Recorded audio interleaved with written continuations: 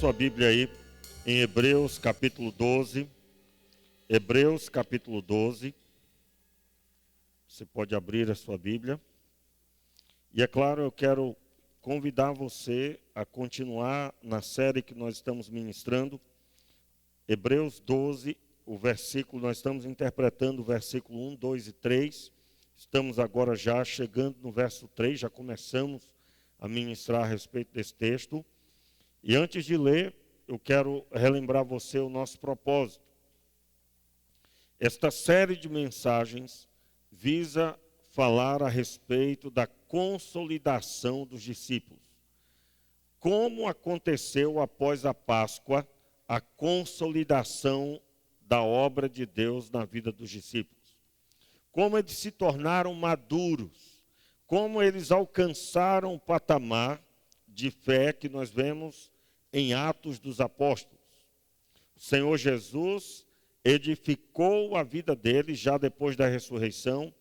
Nós estamos pregando desde a Páscoa, desde que passou a Páscoa, estamos ministrando sobre esse assunto. Estamos vendo quadro a quadro da manifestação de Jesus na vida dos discípulos, observando o seu ensino, visando aplicar em nossas vidas, entendendo que a palavra de Deus é autoridade sobre nós. E nós estamos ministrando ali sobre aquele episódio de João capítulo 20, João, último capítulo, quando declara que Jesus diz a Pedro por 2 vezes, segue-me. E ele falava isso porque Pedro, quando ouviu a respeito do fim de sua vida, que morreria já idoso, já velho, e nesse momento ele pergunta sobre como seria o fim do apóstolo João. Jesus o repreende, deixando claro que isso era algo que pertencia a Deus, não a ele. E no final da fala de Jesus ele diz, segue-me tu. Que te importa se eu quero que ele permaneça até o fim? E ele olha para Pedro e diz, segue-me tu. Palavra fortíssima. E então, o texto que mais, no momento aqui, né, da nossa ministração, que orienta uma pessoa sobre a necessidade de olhar para Jesus. Você certamente já conheceu o caso de alguém que se encontra desviado ou passou um período afastado da igreja. E por trás dessa história, onde a pessoa se desviou da fé, ela contou o mau testemunho de alguém, alguma coisa que fizeram para com ela, alguém que a tratou mal, algum mau testemunho, um escândalo na igreja, ou alguma coisa diferente disso, mas sempre envolvendo alguém. E a pessoa, sem perceber, tirou os olhos de Deus, de Cristo Jesus. Vamos relembrar aqui um princípio muito forte, meus irmãos. Deus, no próprio texto de Hebreus, capítulo 1, você vai encontrar que o Senhor Deus falou aos nossos pais, pelos profetas. Mas nos últimos dias nos falou pelo seu Filho.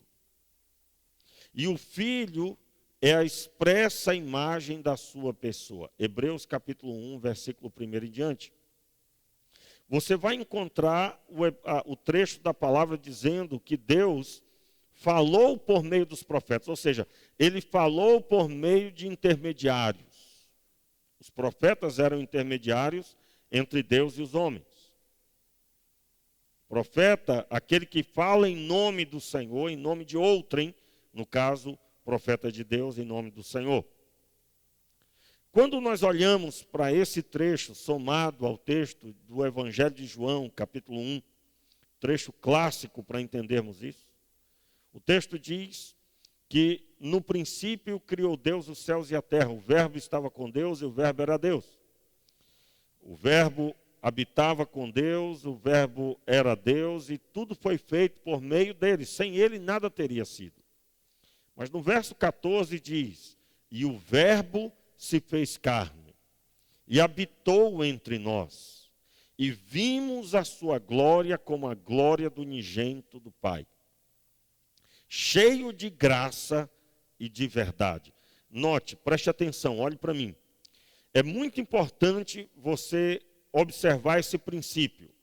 Quando você mantém a sua visão em Jesus, o que é que você vai receber? Você vai receber o impacto de tudo que você precisa para prosseguir. Você vai ver o unigênito do Pai, você vai ver o Filho único de Deus, naquele momento, Filho único. Depois da crucificação, ele passou a ser primogênito, pois nós somos irmãos e viemos após, então ele é o primogênito.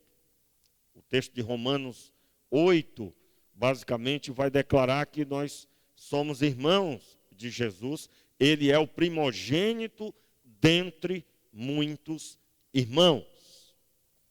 E o texto da palavra está dizendo que ele era cheio de graça e de verdade. Agora imagine alguém que coloca os olhos em Jesus. Alguém que coloca a sua visão em Jesus de forma tal, fixada em Jesus. Não olha para João em momento algum. Essa pessoa vai entrar num estado de graça, de bênção extraordinária. Por quê? Porque nada vai permitir ela conhecer a Deus. Eu quero lembrar o princípio de Deus com a manifestação do seu Filho. Deus estava se revelando ao mundo. Ele sempre falou por meio dos profetas, mas por meio do seu Filho, ele se revelou. O texto de Romanos 8 diz, Romanos capítulo 5, aliás, vai dizer que Deus prova o seu amor para conosco, em que Cristo morreu por nós, sendo nós ainda pecadores. Ou seja, Deus prova que nos ama, não em palavras, mas em atitude agora, pois em palavras já tinha declarado isso. Deus prova que nos ama por meio do Filho. Então imagine alguém que focaliza a sua visão em Jesus. Essa pessoa será extremamente abençoada. E é o que Jesus estava dizendo ao Pedro quando disse: segue-me tu. Ou seja, fique firme olhando para mim, pare de olhar para os outros. Irmãos, por que é que, pelo menos, aliás, enfim, eu quero deixar claro para você o seguinte: talvez você tenha se perguntado, o pastor está um tempão falando disso.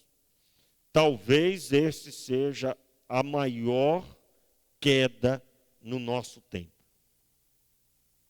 Talvez a maior queda da igreja está relacionada à pessoa tirar os olhos de Jesus e começar a olhar para os homens. Talvez essa seja a maior queda do nosso tempo. Não, pastor, a maior queda é o adultério, o roubo. Sim, meu irmão, isso aconteceu depois que a pessoa tirou os olhos de Jesus. E aí, é claro, agora eu quero ler Hebreus capítulo 12.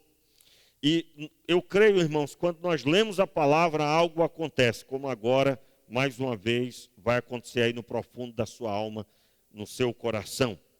Hebreus 12, versículo de 1 a 3, que diz assim: portanto, visto que nós também estamos rodeados de tão grande nuvem de testemunhas, deixemos todo o embaraço e o pecado que tão de perto nos rodeia, e corramos com perseverança a carreira que nos está proposta. Bem forte agora, ouvindo a sua voz, olhando firmemente para Jesus, autor e consumador da nossa fé, ao qual, pela alegria que lhe estava proposta, suportou a cruz, desprezando a afronta, e está sentado à direita do trono de Deus. Versículo 3, ouvindo a sua voz ainda. Considerai aquele que suportou tal oposição dos pecadores contra si mesmo, para que não vos canseis, nem desanimeis. Vamos orar. Meu Pai, em nome de Jesus, nos abençoe com a visão, o entendimento da Tua palavra. Que nosso coração seja impactado pelo Teu poder. E cremos, Pai, a Tua palavra é o poder do Senhor para gerar em nós a pessoa de Cristo. Em nome de Jesus. Amém. Muito bem, nós estamos observando aí o versículo 3. Considerai, pois, atentamente. Ou seja, eu devo pôr em evidência a pessoa de Jesus. Olhai firmemente para ele. E olhai por quê? Porque ele rompeu com todo o empecilho, passou por cima de tudo que era necessário e abraçou a cruz, sabendo que haveria uma alegria futura. Ele assentou-se à destra do Pai. E eu devo considerar, pois, atentamente, e agora o autor de Hebreus vai destacar algo novo. Aquele que suportou tamanha oposição dos pecadores. Agora, preste atenção. Eu devo considerar atentamente, eu devo pôr em evidência essa atitude de Jesus. Qual foi? Todos poderiam pecar ao seu redor. Ele não, ele se mantinha. Ele mantinha-se mesmo diante da oposição dos pecadores. Vamos relembrar aí alguns episódios de oposição. Estava Jesus pregando e no meio da multidão havia os fariseus buscando ouvir se havia nele alguma falha para que pudesse ser julgado, preso e condenado à morte. E Jesus, em inúmeros textos, conhecia o coração deles, mas ele se mantinha firme no propósito do Senhor. E nós estamos chamando a sua atenção para esse fato, porque nós vivemos um tempo onde as pessoas estão vivendo um cristianismo extremamente errôneo, onde eu sirvo a Deus se tudo vai bem, eu sirvo a Deus se as pessoas me amarem, se as pessoas gostarem de mim, eu sirvo a Deus se eu não tiver nenhuma tempestade. Na primeira oposição dos pecadores, a pessoa está sujeita a cair. E não sou eu que estou dizendo isso. É a Escritura Sagrada no texto de Hebreus, diz o finalzinho do verso 3, para que não vos fadigueis, desmaiando em vossa alma. Na tradução contemporânea da Bíblia Thompson, para que não vos canseis nem desmaieis. Não vos canseis nem desmaieis, se não levar em consideração primeiro o Senhor na sua conduta. E aí nós esbarramos em um fato importante que precisamos pregar hoje à noite. Deus ministrou ao meu coração algo muito forte para manter aqui essa conduta nesse episódio. Domingo nós falamos bastante já sobre isso. Eu gostaria que você, se você puder, faça esse esforço, volte nas últimas pregações, estão todas aí na página da igreja, e você terá acesso a todas as pregações, passo a passo, desde o primeiro versículo. Mas, nesse momento, nós estamos lidando com o texto, o qual comecei a falar no domingo, que é o texto de Gálatas, capítulo 5. Eu gostaria que você abrisse a sua Bíblia em Gálatas, capítulo 5, aonde nós estamos recebendo ali a orientação clara de como nós devemos lidar com o nosso coração e a oposição que vem, em primeiro lugar, do pecado em nós, a natureza pecaminosa que habita no homem. Gálatas, por gentileza, capítulo 5, e aí você já conhece o texto, né? Que fala sobre as obras da carne e o fruto do Espírito.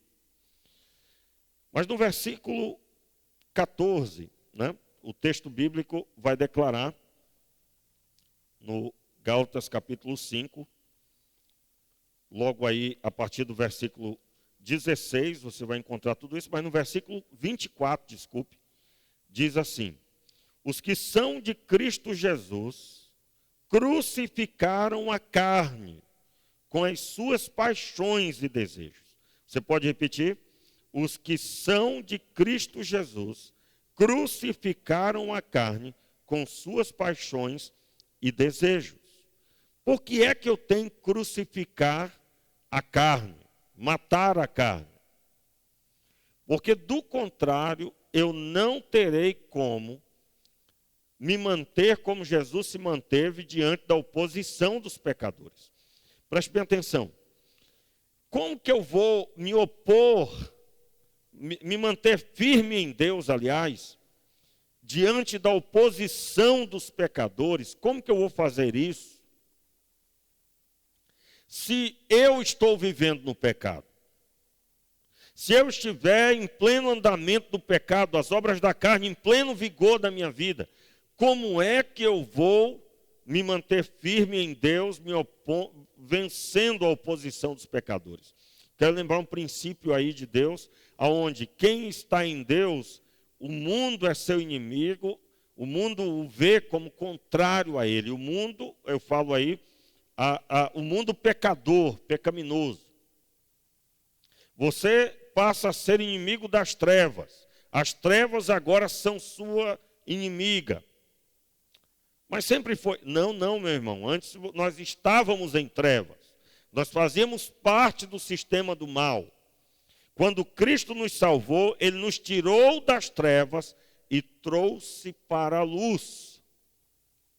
Então, se eu não tiver entendimento do que eu tenho que fazer, eu não terei como me opor, pois o pecado terá força na minha vida.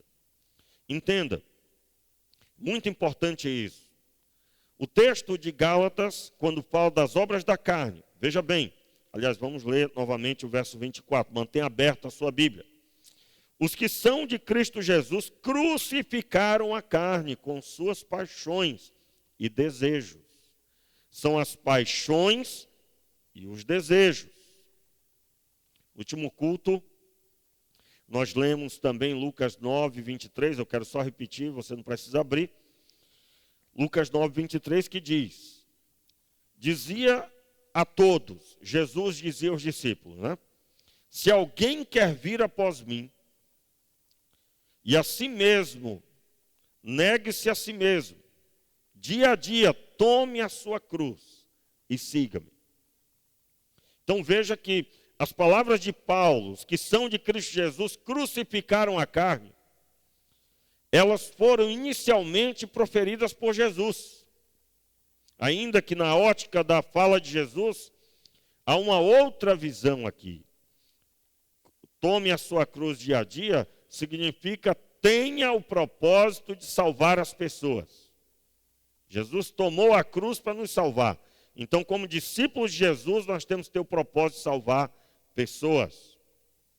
Então, mesmo assim, simultaneamente, alguém que tem o propósito de salvar as pessoas está conforme Jesus. Portanto, não está em pecado. Não está no controle do pecado. Não está sendo controlado pela carne. E agora, finalmente, eu quero repetir as obras da carne aí a partir do verso 19. As obras da carne são conhecidas, as quais são, repita comigo, prostituição, impureza, libertinagem ou lascívia em outras traduções, idolatria, feitiçaria, inimizades, porfias, ciúmes, iras, pelejas, briga física, né? Dissensões, problemas de relacionamento, facções, grupos, formação de grupos se opondo, invejas, bebedices, né? A pessoa que bebe é controlada pela bebida, orgias ou glutonarias em outras traduções, e o texto segue. Orgias e coisas semelhantes a essas, ou seja, tem mais coisas, mas coisas semelhantes a estas, acerca das quais vos declaro, como já antes vos preveni, que os que cometem tais coisas não herdarão o reino de Deus. Olha só, como que nós teremos pessoas andando conforme Jesus, olhando para Ele e agindo como Ele agiu, se nós temos talvez um número grande de pessoas que não têm controle da carne. Não sabe o que fazer para vencer o pecado. Não tem atitude. Preste atenção, você que tem caído sempre, se esforça e cai em algum pecado destes. Prostituição, impureza, lascívia ou libertinagem, né? Dissensão, facção, inveja, peleja, glutonaria, feitiçaria, idolatria. Algum desses você comete, controlado pela carne. Vamos observar aqui o que diz o verso 16. Digo, porém, andai no Espírito Santo, né? E não satisfareis o desejo da carne. Pois a carne deseja o que é contrário ao Espírito, e o Espírito o que é contrário à carne. Estes opõem-se um ao outro, para que não façais o que quereis. Se, porém, sois guiados pelo Espírito, não estáis debaixo da lei. Ou seja, quando uma pessoa comete o pecado, a lei é aplicada e a pessoa morre. A declaração de pecado parte da lei. É a lei que identifica o pecado, conforme está escrito no texto de Romanos. Veja bem, eu estou caminhando com você até aqui para uma grande observação que eu quero trazer da parte do Senhor para você hoje à noite. É muito importante nós observarmos as falsas crenças que têm conduzido a minha vida. Eu vou citar uma inicial para você. Infelizmente, meus irmãos, existe um grupo de cristãos que segue a vida cristã fazendo o que pode e deixando a responsabilidade para Deus.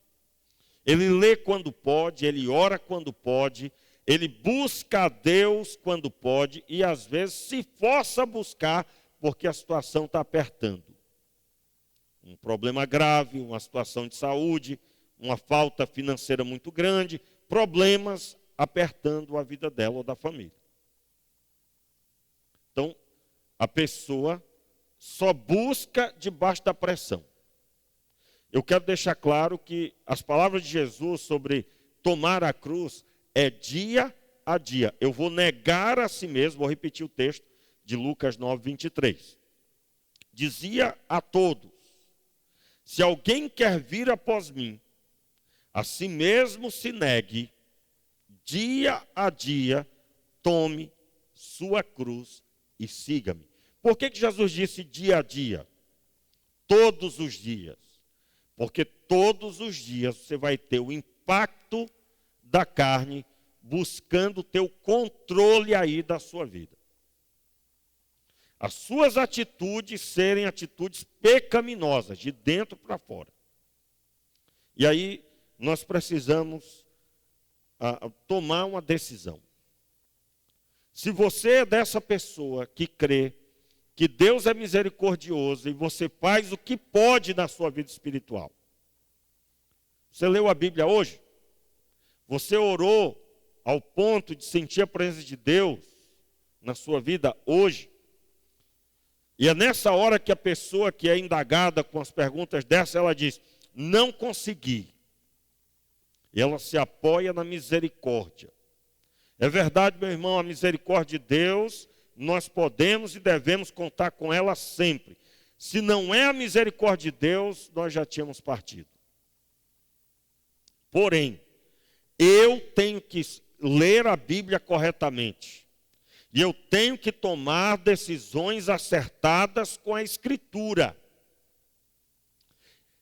O texto diz, negue-se a si mesmo, tome a sua cruz dia a dia. Então não existe essa história de hoje não deu. Não, hoje eu não tive nem tempo de pensar nisso. Veja bem, meu querido, você quer ter sucesso na vida espiritual? O que eu chamo de sucesso na vida espiritual? Você se manter na presença de Deus. Isso é sucesso. Sucesso para com o Senhor não é alcançar dádivas financeiras. Isso tudo vem de quebra. No pacote, vem no pacote. O grande alvo é a comunhão com Deus. O grande projeto de Deus é Deus pegar nas nossas mãos e segurar nelas, numa atitude de amor. E isso se quebra. Há pessoas que muitas vezes passam uma semana vivendo como desviado. E aí, às vezes, precisa de um congresso, de um culto mais abençoado na visão dela, para que ela possa se restabelecer. E essas são pessoas que agora, nesse tempo, aonde você não tem como sair da sua casa e ir ao culto, aonde alguém vai orar por você, aqui na frente tem alguém orando por você, e você se movimenta, e você vem, olha cara a cara aqui o pregador e as pessoas, e você ouve um testemunho, há um calor humano, isso envolve muito mais facilmente. Na falta de tudo isso, você acorda e dorme, só olhando para suas paredes. No máximo vai até o supermercado, vê alguma coisa, liga a TV, se decepciona.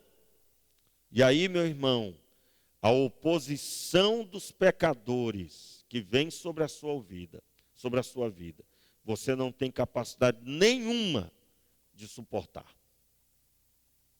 Porque você não consegue se sustentar em Deus. E eu estou falando assim porque quando eu estava buscando a Deus, buscando a direção do que eu deveria abordar especificamente, era como se Deus me mostrasse assim um grupo enorme de filhos dele, que vivem sem rumo, responsabilizando Deus por algo que não pertence a Deus. Como assim algo que não pertence a Deus? Meus irmãos, o texto de Lucas 9, 23, para essa pessoa é como se estivesse escrito assim: digo a todos, se alguém quiser vir após mim, não se preocupe, porque eu vou carregar você não vai precisar fazer nada que seja necessário mediante esforço. Eu já carreguei a cruz, eu já serei crucificado, você não precisa de mais nada. Mas não, as palavras de Jesus foram: se alguém quer vir após mim, a si mesmo se negue. Ou seja, tudo que é seu, tudo que é vontade própria, vontade do homem, negue esta vontade. Crucifique a sua carne com as suas paixões. Tome a cruz e siga-me. Eu estou dizendo para você hoje à noite que a parte de Deus ele já fez. A sua é negar-se a si mesmo diante do assédio, do adultério, da prostituição, da feitiçaria, da idolatria, do assédio, da peleja. O que é a peleja lá nas obras da carne? Briga física, pode traduzir, pode procurar no dicionário. Diante do assédio da carne, buscando fazer aquilo que lhe agrada, você não vai participar de nenhuma dissensão. O que é a dissensão? É quando a pessoa dá lugar a dividir relacionamentos. Você tem lá dois amigos, aí a pessoa vê eles brigados e aí contribui para eles ficarem brigados mais ainda. Isso é dissensão. Facção. Você monta um grupo lá do pessoal que concorda com você e você se levanta contra outro grupo de pessoas. Isso pode acontecer numa empresa, isso pode acontecer numa vizinhança. Fazer o mal por meio da força de um grupo. Meu irmão, isso é facção. Você só pensa, por que está lá na lista, né? Glutonaria, né? Ou orgia em outras traduções.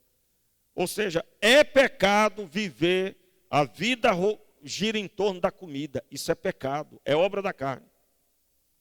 A carne gosta de que seja saciado os seus anseios.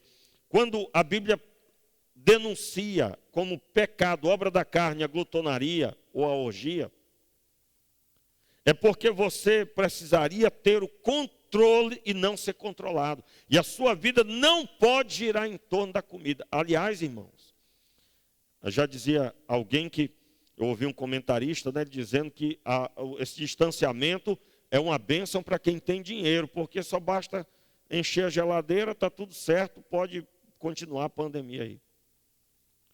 Não é? E a pessoa está feliz porque está com a geladeira cheia, não tem que se preocupar. O salário cai na conta dela, funcionário público, alguém que tem a garantia de emprego e tudo. Enfim. Ou seja, você pode não estar nessa condição, mas se perceber, se você for analisar, talvez sua vida gira em torno do seu próprio sustento. E você não se preocupa com absolutamente nada. Caminha na mesma visão da orgia ou da glutonaria. Muito bem. Qual é a ênfase? A parte do homem é tomar as rédeas daquilo que deve ser feito por ele. Eu preciso tomar o controle da minha própria vida diante de Deus. Há uma parte que foi feita por Deus e a outra que Ele espera de mim. Preste bem atenção, porque ainda que você tenha essa postura, é claro, você deve continuar crendo que a força para tomar essa decisão vem de Deus. Você vai dizer não para as obras da carne, e esse potencial vem da parte de Deus, mas Deus só vai agir com essa atitude, com esse poder para sustentar você, quando você declara diante dele, convicto, de que você deve olhar firmemente para Jesus. Você deve olhar firmemente para Jesus, você deve fazer como Jesus fez. Preste bem atenção, porque no mundo dos negócios isso é muito fácil compreendido. Olha só. Na nossa vida cotidiana, na verdade. Você já conhece alguém que decidiu ter uma casa própria? Certamente, talvez você mesmo. Você certamente teve que lidar com isso que eu estou falando. Você decidiu, e aí tudo na sua vida convergiu para alcançar aquele alvo. Você talvez decidiu fazer uma determinada viagem e você começou a economizar para isso e economizou durante um ano ou mais, dependendo. Mas quando que isso aconteceu? Quando você decidiu a viagem ou decidiu construir a sua casa própria, ter um terreno para poder construir sua casa própria. Aí, meu irmão, sabe o que passou a acontecer? Alguém que decidiu na área financeira alcançar um alvo que só será possível com muito esforço. Se ela decidiu economizar, não gastar à toa para alcançar um alvo financeiro, seja ele grande, médio ou pequeno, vai aparecer outras coisas no caminho e essa pessoa vai dizer não para essas coisas. Se você decidiu economizar, você fez um projeto financeiro. Alguém te chamou para ir para algum lugar que você ia gastar dinheiro e você disse, não posso, eu estou decidido a alcançar um alvo. E você disse não. É dessa forma também na vida espiritual. Sabe por quê que nós muitas vezes não conseguimos vencer o mal, o pecado que habita em nós, a natureza de pecado, a obra da carne que nos assedia? Porque muitos estão sem propósito, estão sem pôr a mão no arado, só vêm aos cultos, só participam da comunhão, não têm uma decisão firme pela frente. Logo que eu soube que era chamado ao ministério, tudo que pudesse me tirar deste propósito eu repudiei. Aliás, muitas, para não dizer a maioria das vigílias que eu fiz, a busca pessoal é porque eu dizia para Deus assim, Senhor, eu serei um pastor. Revela-te a mim, Senhor. Porque como eu poderei pastorear se eu não te conhecer? Veja que a decisão, A oração que eu fiz é por causa de uma revelação, de um chamado. Eu estou falando com você, meu irmão. Você que está solto, sem motivação, você não tomou a cruz ainda. Você está fora do propósito de olhar para Jesus firmemente. Por exemplo, eu acho que você que é crente há muito tempo, talvez você já viu isso que eu vou falar agora. E se você está nessa condição do que eu vou falar agora, meu irmão, que a misericórdia de Deus venha sobre você. Você sabia que toda pessoa que vem à igreja, ou que fica observando os cultos, ainda que online, ou pesquisa na internet, ouviu uma pregação de vez em quando, que ainda não tomou a decisão firme do que Deus já tocou o coração dela. É uma pessoa que uma hora quer, outra hora não quer. Uma hora quer, uma hora é, outra hora não é. Uma hora crê, outra hora não crê. Por quê? Porque só é possível. Ou você está em Deus, convicto, firme, decidido. Lembro de uma experiência, de um testemunho de um jovem, onde ele foi assediado pelo mal, para cair em pecado de prostituição, e ele disse em alto e bom som, que ele era um servo de Deus, e que ele não estava aberto a uma outra visão senão o Senhor. Isso aconteceu há muito tempo atrás, lá no meu estado de origem, e eu tive a oportunidade de ouvir esse testemunho. Mas por que ele falou isso? Para aquele assédio. Porque ele estava firmado em Deus, e o assédio visava tirá-lo dessa vida firmada em Deus. Então, há pessoas que estão querendo, essa é uma falsa crença, que tem que morrer aqui em nome de Jesus. Eu estou lutando para me firmar. Eu estou lutando. Nunca vai conseguir, meu filho. Primeiro, você reconhece seus pecados. Você se arrepende dos seus pecados. Então você é recebido pelo Pai. E aí, mediante esse recebimento, você passa a olhar para Jesus, autor e consumador da nossa fé. E olhando para Jesus, você receberá toda a nutrição para a sua vida espiritual. Você receberá graça. Você receberá a verdade. Então você vai vencer os obstáculos. Por quê? Porque você está em Jesus. E você crucificou e crucifica a carne com as suas paixões. Então você conseguirá resistir à oposição dos pecadores. Conseguirá. Meu irmão, em nome de Jesus, nós precisamos disso. Agora, há uma necessidade, nós temos que ter o controle das nossas vidas. Abra sua Bíblia aí, por gentileza, nós estamos já chegando ao fim, porém não agora. E eu quero ler com você Gênesis capítulo 4. Isso foi muito forte no meu coração, e eu quero ministrar sobre a sua vida agora. O texto bíblico de Gênesis 4 narra o episódio de Caim e Abel. Você já deve ter ouvido bastante. Mas Deus ensina algo aqui muito forte sobre o controle para com o pecado. Ele diz assim, Gênesis 4, versículo 9. Disse o Senhor a Caim, aliás, desculpa, eu li adiantado, né? Versículo 7. Se procederes bem, não serás aceito. Deus está falando com Caim. Se não procederes bem, o pecado jaz à porta, querendo conquistar-te. Repita aí comigo. Se procederes bem, não serás aceito. E se não procederes bem, o pecado jaz à porta, querendo conquistar-te. Mas sobre ele deves dominar. Quem é que deve dominar? Caim. Agora me diga uma coisa, Deus é justo, santo e verdadeiro, amém? Amém, querido? Porém, se ele é justo, santo e verdadeiro, aliás, quero reforçar, porém não, né? Quero reforçar, ele é justo, santo e verdadeiro.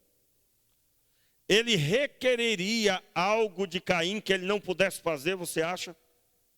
Você acha que Deus iria requerer uma postura de Caim que ele não poderia obter? Eu quero relembrar você o episódio. Caim, ele apresenta uma oferta ao Senhor, Deus não rejeita ele e a oferta. Esse texto mostra, inclusive, que a oferta pode até estar correta, mas a pessoa não. Mais tarde nós entendemos o que Deus estava fazendo. Caim tinha uma conduta inadequada, ele era mau. E a oferta também estaria inadequada. Não é o nosso assunto. Mas Deus orienta aqui para ele, é o nosso assunto, sim, esse agora. No versículo 7, Deus diz para ele: se procederes bem, não serás aceito.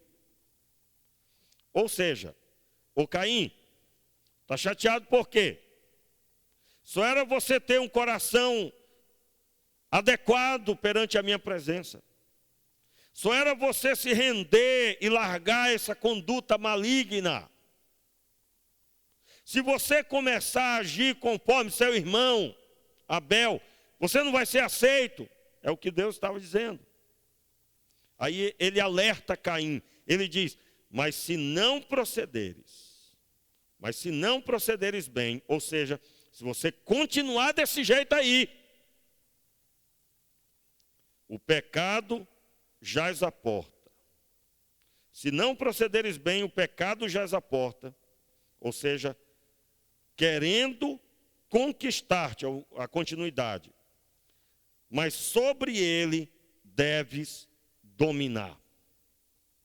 Sobre ele deves dominar. Então, no Antigo Testamento, a carne, o anseio pelo pecado já existia.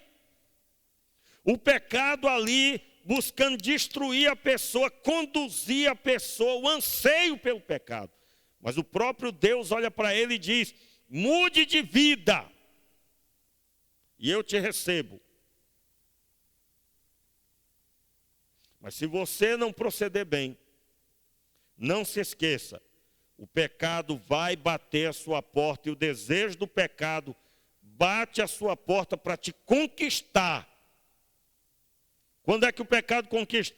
Quando eu cedo aqui internamente. Irmãos, há uma multidão de pessoas em crise interna, em extrema crise. Pessoas buscando largar o casamento, pessoas buscando fazer o que ali dentro está sendo gerado há muito tempo. Pessoas que largaram as drogas buscando vencer ali dentro aquele anseio por voltar às drogas. Pessoas que viveram na prostituição, agora estão em Cristo e internamente têm dificuldade de se manter. De tempo em tempo cai, de tempo em tempo fica de pé, e é sempre cai, levanta, cai, levanta. Por quê? Porque o pecado bate a porta buscando dominar. Mas o próprio Deus disse: sobre ele deves dominar. Em nome de Jesus, meu irmão, olhe para mim aqui. Você vai ter domínio sobre as suas decisões. Você vai ter o domínio sobre o que você vai pensar. Preste bem atenção. Já dizia um ditado popular que uma pessoa pode até não impedir um pássaro de pousar em sua cabeça. O pássaro vem voando e pousa. Alguém pode até não impedir isso, foi tão rápido. Mas certamente a pessoa pode impedir o pássaro de fazer um ninho sobre a cabeça dela. Por quê? Porque o ninho vai levar tempo para ser construído. Olhe só, o pecado que está batendo a sua porta não é de hoje. E muitos que caíram em pecado, isso estava acontecendo no silêncio do coração. Deus, que vê o coração e viu o coração de Caim, sabia que Caim queria fazer o mal, e de fato ele não ouviu a Deus, chamou seu irmão ao campo e matou o seu irmão. E Deus o sentenciou, uma sentença grandíssima, que você pode ler depois se você não conhece o texto.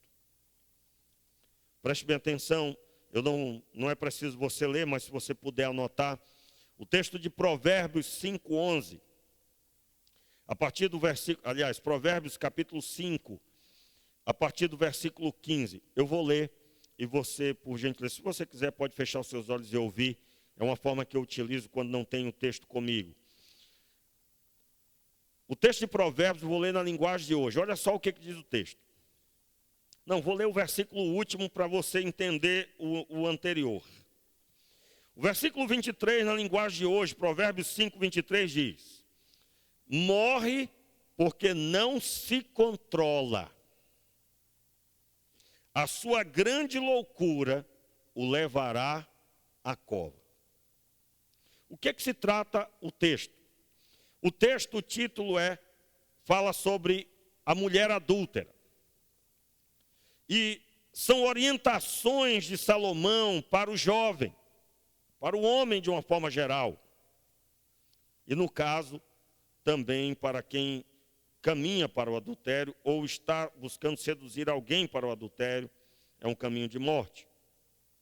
No verso 15, voltando o texto, diz assim: seja fiel à sua mulher e dê o seu amor somente a ela. Os filhos que você tiver com outra mulher não lhe farão nenhum bem. Os seus filhos devem crescer para ajudar você e não para ajudar os outros. Veja que esses dois versículos narram como se fosse o ambiente de um lar destruído. Quando um casamento se desfaz, normalmente aquela pessoa que não teve êxito no casamento, depois vai buscar outro relacionamento.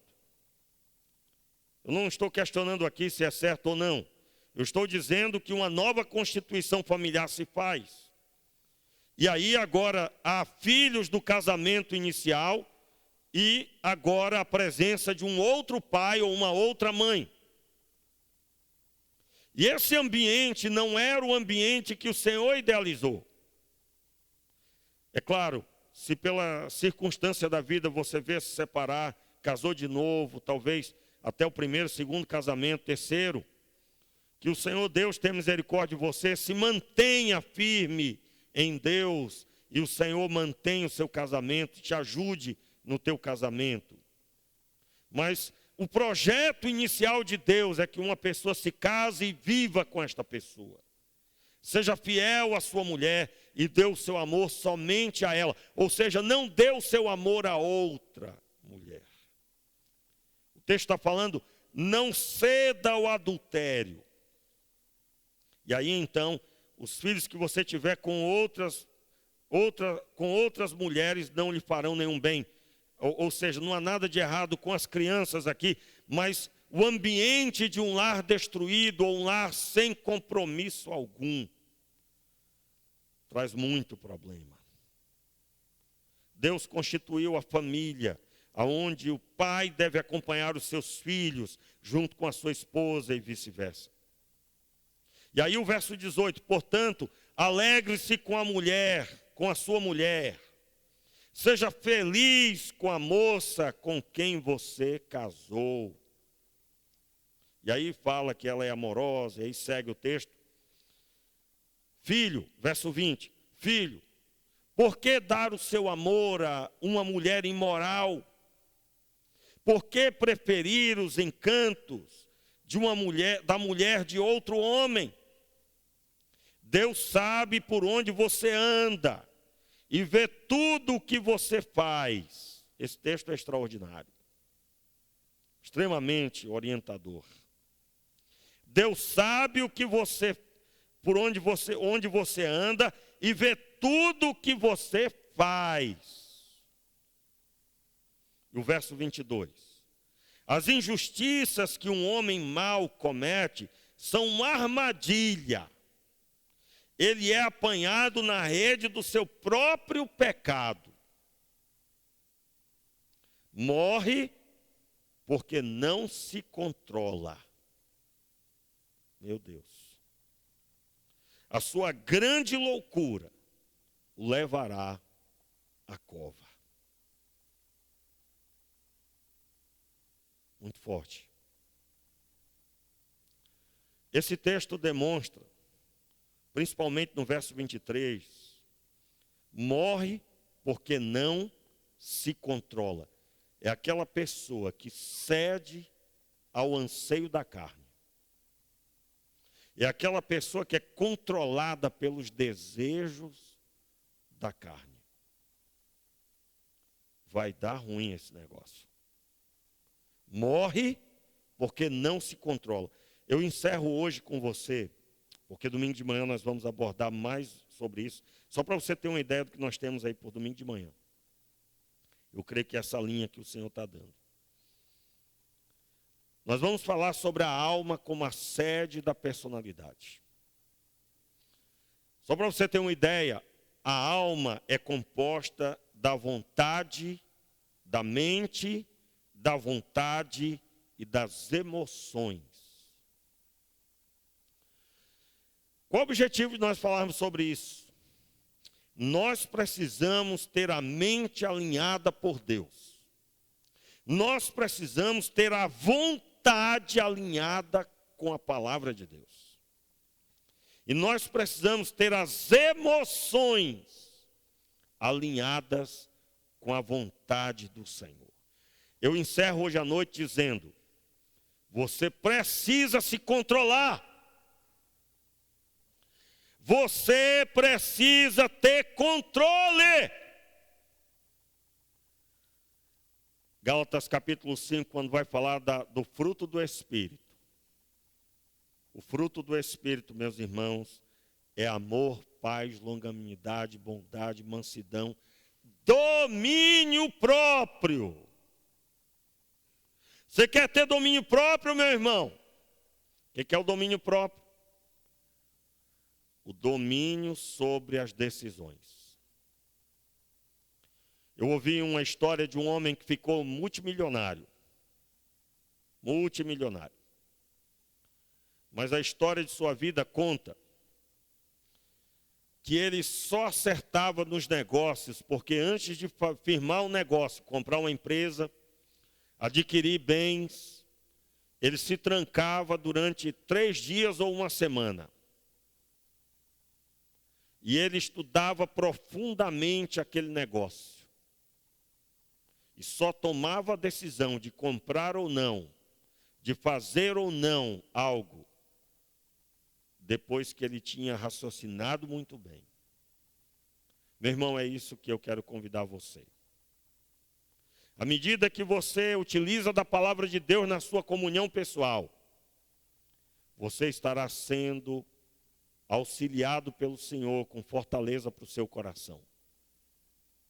À medida que você contempla a sabedoria de Deus que está aqui na Escritura Sagrada, você estará se preparando para dizer não ao assédio do pecado que bate à porta. Meu irmão, em nome de Jesus, eu quero pedir em nome de Jesus a sua atenção.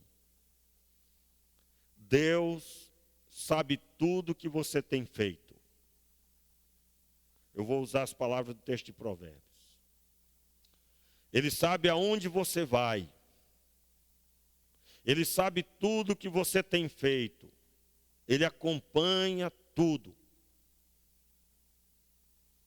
E Ele não quer que você morra. Ele quer que você se controle. Você precisa ter a rédea da sua vida. E só há um jeito, meu irmão, se entregando totalmente a Deus. Somente. Eu estou falando tudo que Deus colocou no meu coração para hoje à noite. Tudo que Deus ministrou para essa noite eu estou falando e eu estou repetindo aqui para você. Morre porque não se controla. Caim teve um final horrível. Uma vida difícil por causa dos frutos que plantou. Porque ele não se controlou. Eu estou falando com você que paga, já ouviu aquela frase, aquele ditado popular?